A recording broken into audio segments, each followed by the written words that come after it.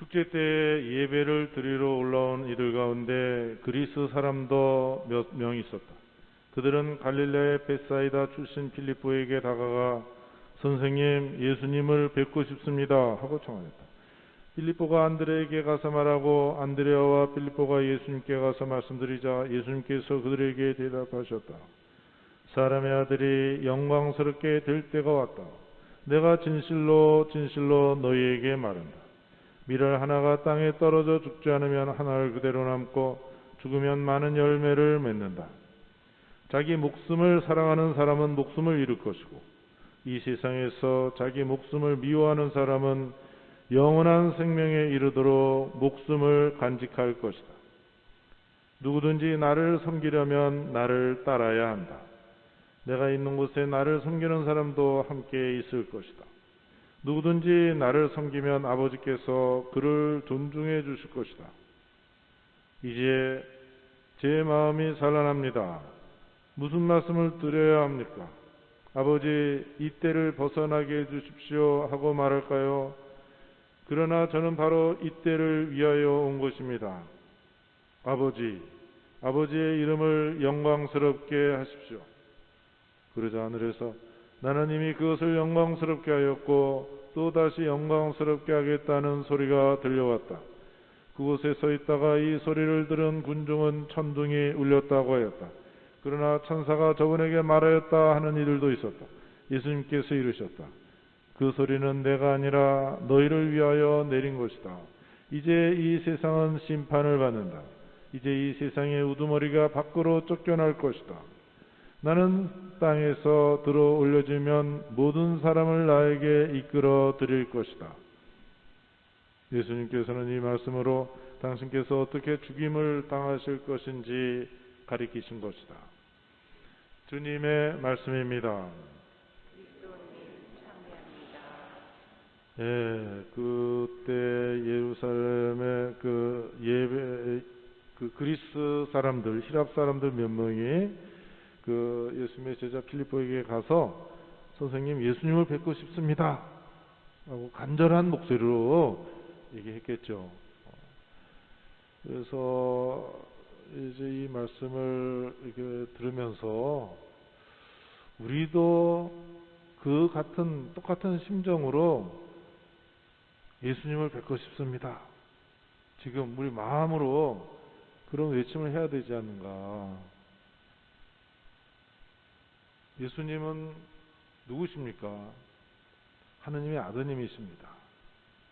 성부와 성자와 성령 하는 그 성자, 하느님의 아들이시다. 하느님 아버지와 영원토록 하나이시다. 하느님은 완전하시고 영원하시고 절대적인 사랑이신데 그 사랑 속에서 주고받는 사랑은 뭐예요? 인간관계도 부모와 자식 간의 관계는 다른 사람 관계하고 전혀 다르잖아요. 그런데 영원한 하느님, 아버지와 아들의 그 관계라는 것은 완전히 하나 된 거 아닙니까? 그러니까 집안의 가정에서도 그렇잖아요. 자녀들은 부모님의 얼굴도 담고 목소리도 담고 습관도 담고 입맛도 담고 뭐 버릇도 다 담고, 그러니까 바로 그 하느님의 아드님이 아버지로부터 파견되어서 우리와 같은 똑같은 한 인간으로 오신 것이다. 그러면은 예수님을 보면은 하느님을 보는 거 아니겠어요? 얼마나 세상 사람들이 하느님을 보고 싶어 하기에 온 세상에 얼마나 많은 종교가 있습니까? 뭐 코로나 바이러스 전까지도 뭐 얼마나 몇백 년 동안 물질 문명을 발달시켜 가지고 인간의 코가 얼마나 커졌습니까? 그러면서도 인간은 그거 갖고 안 된다고 해가지고 끊임없이 하느님을 찾아 나서지 않았습니까? 그런데 진짜 하느님이 어딨냐? 요때 이제 종교 사기꾼들이 많이 이제 사기를 치는 것 같아요. 사람들이 얼마나 많이 보고 싶어 하니까 하느님이 슬쩍 보일 듯 하면은 그냥 구름같이 몰려드는 거예요. 근데 거기 그냥 오냐? 뭐 돈을 갖고 오잖아요. 그러니까 큰 돈, 작은 돈 모으면 이제 그걸로 사기를 치는 사람들이 이렇게 있는데, 지금 그 얘기를 하려는 게 아니라 정말 얼마나 우리 하느님을 보고 싶고 듣고 싶고 만지고 싶고 냄새도 맡고 싶고 그러냐. 그런데 바로 예수 그리스도이시다. 하나님께서 세상을 너무나 사랑하셔서 당신의 아들을 우리에게 보내주시고 이제 우리가 이분을 보면 하나님을 본 것이다. 그래서 이제 우리가 이제 성주관 바로 앞에 있으면서 예수님이 십자가의 길 가시고 이렇게 죽으시지 않습니까? 아, 그냥 우리가 또 올해도 종교의식에 참여하는구나 이렇게만 여길 게 아니죠. 우리가 우리의 눈길을 그리스도에게로 초점을 맞춰가지고 바라봐야 됩니다. 선생님, 우리가 예수님을 뵙고 싶습니다 하는 간절한 마음으로 예수님을 좀 봐야지 바로 거기서 우리가 하나님을 만나는 거 아닙니까? 하나님 없이 세상 얼마든지 우리가 떵떵거리면서 살 것 같았지만 코로나 바이러스 보십시오. 얼토당토하는 이 바이러스 앞에서 인간이 완전히 무릎 꿇고 쩔쩔매지 않습니까? 자, 잠시 이제 여기서 우리 자신을 돌아봅시다. 우리 누구나 죽습니다. 그러니까 우리가 막 이거 다 열심히, 여러분들 뭐 열심히 하는 사람, 열심히 사는 사람들만 여기 성당에 오다시피 했잖아요. 우리만은 아니겠지만 여기 모인 분들 얼마나 열심히 생활하고 그냥 애를 쓰면서 다른 사람하고 똑같이, 다른 시민하고 똑같이 살면서도 더 착하게, 더 거룩하게, 더 주님께 가까이 가려고 막 애를 쓰면서 이렇게 살아오고 있습니까? 그런데 우리의 인생의 끝이 뭐냐? 죽음이다? 그러면 열심히 산 놈이나 안 사는 놈이나 무슨 차이가 있어요, 여기에? 인생에 희망이 있습니까? 없습니까? 그러니까 우리가 갖고 있는 그 의문이죠. 제가 특별히 말씀드리는 게 아니라 여러분의 마음속 안에 갖고 있는 우리 인생에 정말 근본적인 희망이 있는가? 그런데 바로 하느님이신데 인간이 되신 분, 하느님의 아들 그 나자렛 사람 예수님께서 대답하십니다. 그분은 죽음을 넘어서는 희망을 간직하고 있는 사람, 그분입니다. 당장은 이 십자가의 죽음에서 깜깜한 어두움, 절대적인 고독 속에 버려지는 것 같지만 바로 그 죽음에서, 그 버려짐 속에, 그 사무치는 그 고독 속에서 부활이 일어나는 것. 그리고 예수님 말의 부활이 아니라 우리의 부활이다.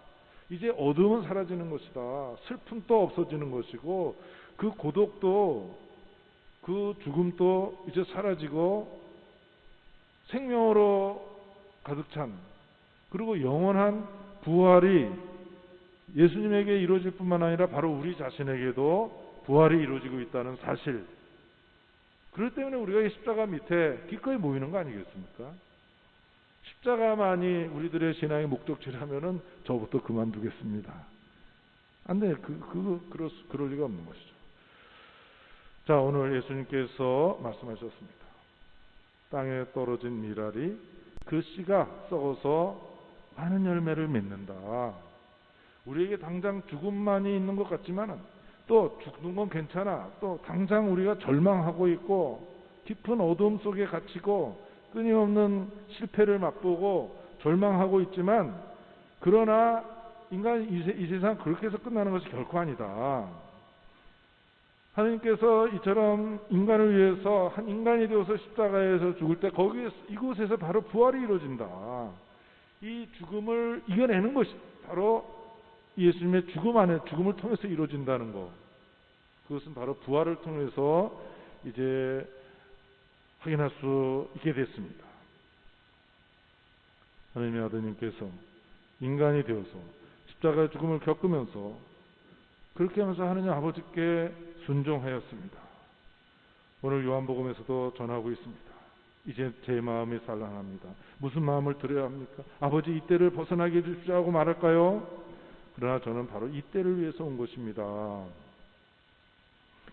아담이 하느님께 불순종하여 자초한 아담만이 아니라 아담의 후예인 우리 모든 인간이 죄와 죽음의 운명에 붙여졌는데, 이제 하느님의 아드님 예수님께서 십자가의 순종으로, 이제 불순종으로 말미암아 인간에게 이루어진 그 불행한 비참한 죄와 죽음으로부터 그 새로운 새로운 인간인 예수의 십자가에서의 순종으로 말미암아 이제 죄와 죽음으로부터 우리가 극적으로 구출된 것입니다. 예수님은 죽음을 앞둔 극도의 불안함 속에서 오늘 복음에서 보듯이 하느님 아버지의 영광을 드러내기를 간절히 바랐습니다. 여기서 우리는 성부와 성자 사이에 아주 사랑이 지극한 관계를 엿볼 수 있습니다. 서로를 영광스럽게 하기 위해서 십자가 죽음도 마다하지 않는 그곳에서 이제 예수님의 부활로 말미암아 온 세상에서 하느님의 영광이, 하느님의 생명이 활짝 꼽힙니다. 하느님이 십자가에서 저 죽었을 때 하느님이 세상에 죽음에 굴복한 것처럼 보였습니다. 3일이 지났습니다. 그러나 예수님께서 이 죽음에서 부활하시면서 하느님의 생명이 이제 죽음을 이겨냈다. 곧 영원한 생명이 한 인간에게서 새로 나타난 것이고 새 아담과 함께 우리도 그 생명과 그 영광을 누리게 된 것입니다. 이렇게 우리에게 참된 영원한 진정한 희망이 안겨지게 되었다. 다시 한번 십자가 밑에서 우리가 다시 한번 우리에게 들려온 그 기쁜 소식을 기억해 봅시다. 하느님 아버지께서 우리를 너무나 사랑하셔서 당신의 아들을 인간이 겪는 이 죽음에 붙였습니다. 예수님께서 십자가도 피하지 않고 당당히 죽음에 이르렀습니다. 여기서 우리가 하나 또 엿볼 수 있는 것은 하느님께서 이 인간을 사랑하신다는 것. 죽기까지. 하느님 아버지에게 영원토록 하나와 같은 하나인 그 아들을 죽음에 붙임으로써 아버지도 죽는다. 왜? 인간을 그만큼 사랑하는 것이다. 죽기까지. 하나님이 죽기까지 인간을 사랑한다는 사실. 그러면서 우리뿐만 아니라 온 세상이 죽음을 이겨낸 것입니다. 오늘 우리는 어려움, 고통, 또 절망적인 순간을 맞이하면서 살아가고 있습니다. 그러나 우리에게 희망이 있습니다. 이렇게 우리 앞에 놓여 있습니다. 십자가를 통해서 하나님은 우리에게 희망을 우리 손에 쥐어주십니다. 십자가의 죽음에서 이루어지는 부활을 우리는 알고 믿으면서 이렇게 십자가의 밑에 모여 있습니다.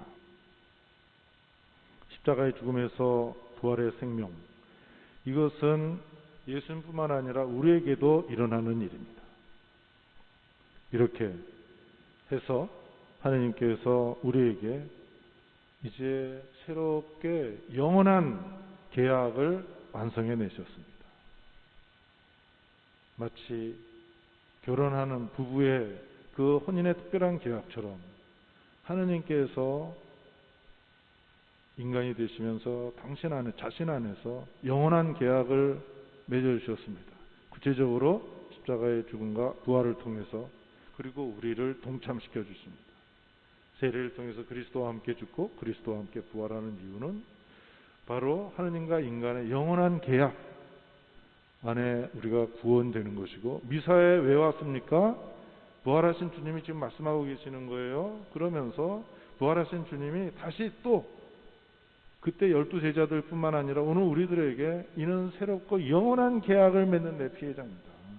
끊임없이 미사에 와서 우리는 이 영원한 계약 안으로 새롭게 영원히 들어가고 있는 것이기에 만사를 제쳐놓고 우리가 아무리 어렵더라도 고통스럽더라도 당장은 절망적인 것처럼 보여도 바로 이 구원의 잔치인 이 영원한 계약의 잔치 미사에 우리가 이렇게 참석하면서 예수님의 죽음과 부활의 파스카를 노래하고 그 안에 우리 담겨있는 우리 자신의 파스카를 노래합니다.